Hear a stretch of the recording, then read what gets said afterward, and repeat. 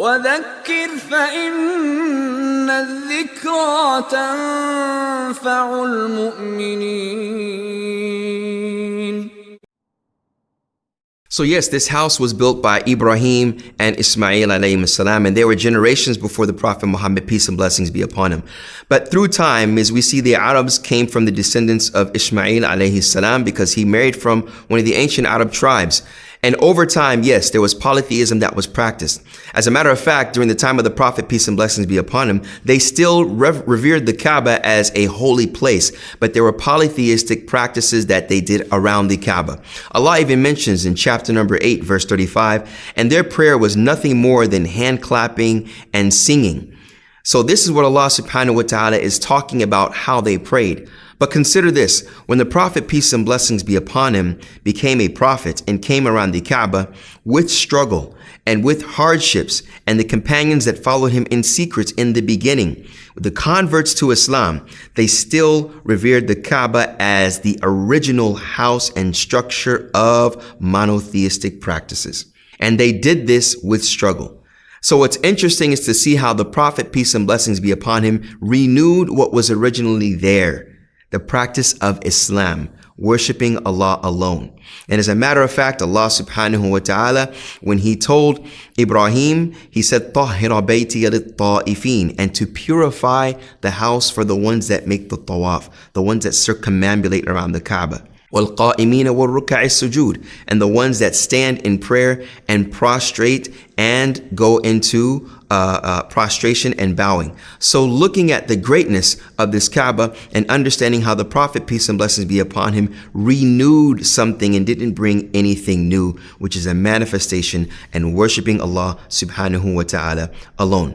When looking at why we make the pilgrimage, why do we make Hajj? Firstly, as we've mentioned before, to mention that this is a pillar of Islam, and it being a pillar, looking at the beautiful, beautiful reenactment of the Prophet Ibrahim alayhi salam and that of the Prophet Muhammad, peace and blessings be upon him. Allah subhanahu wa ta'ala talks about this in the chapter of Hajj, chapter number 22, verses number 27 to 29, where he tells Ibrahim alayhi salam to call the people to Hajj. Now let's stop here. Ibrahim alayhi salam was with his wife, Hajar, and Hajar was a maid servant. He had a child named Ismail. He took them to a barren land in the desert, which is known as Mecca. When he left them there, this is when Ibrahim alayhi salam left them, and he came and would periodically visit Hajar and Ismail alayhi salam. They grew up in this area. When Ismail became older, this is when Ibrahim visited him and they decided to build the foundations of the Kaaba. When Ismail was older and married, and there was a civilization there. Upon this, Ibrahim alayhi salam was ordered to call the people to make the pilgrimage. When looking at this, Ibrahim was in a barren land, nothing there, no vegetation. And Allah subhanahu wa ta'ala told him to call out to the people, where he says after أعوذ بالله من الشيطان الرجيم وَأَذِّن فِي النَّاسِ بِالْحَجِّ. He told Ibrahim, أَذِّن فِي النَّاسِ. As we hear the adhan, he said, أَذِّن, call the people, call mankind, الناس, بِالْحَجِّ, to make the Hajj, to make the pilgrimage. يَأْتُوكَ رِجَالًا وَعَلَى كُلِّ ضَامِرٍ يَأْتِينَ مِنْ كُلِّ فَجٍّ عَمِيقٍ.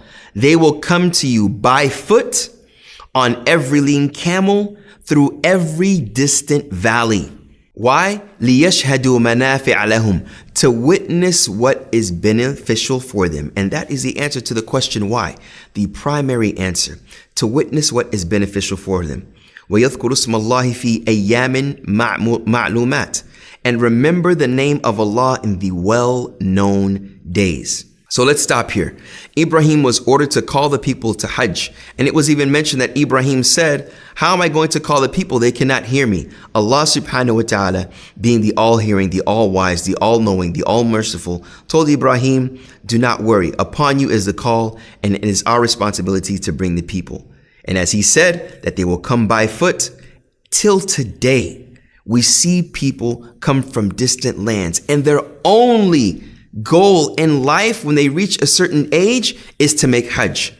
You will see that there are certain nationalities that they have a sense of bragging rights, or they feel proud and happy, not of pride of belittling people, but they are happy that they have fulfilled this pillar, that they have performed Hajj, to where they have behind their name Hajji, the pilgrim. So Allah subhanahu wa ta'ala has mentioned that there will be people that come walking, and I have seen myself people that felt that they fulfilled their purpose in life because they have done this last pillar. They've done all four, but this last one, and they've come walking to Hajj. And those that are on lean camels by vehicles from every distant valley, being that people from all races, colors, the universality of Islam is manifest with this pillar. You will see people from all cultures that you will never meet ever in your life performing Hajj, performing this pilgrimage, to witness what is beneficial for them, as he says. And that is the ceremonial practices of being with your brothers from all over the world, worshiping Allah together, praising Allah together, crying together, turning to Allah together.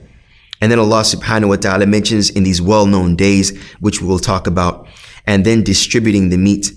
And they mention the name of Allah and distribute the meat because they have sacrificed an animal, which is on the 10th day.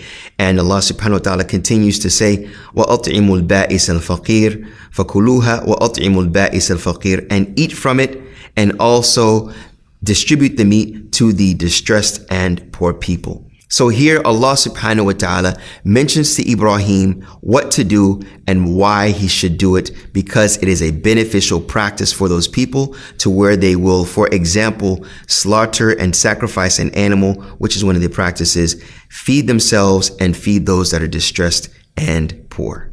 May Allah bless you all in this performance of Hajj, and bless you with this beautiful opportunity to fulfill this journey of a lifetime. Assalamu alaikum wa rahmatullahi wa barakatuh.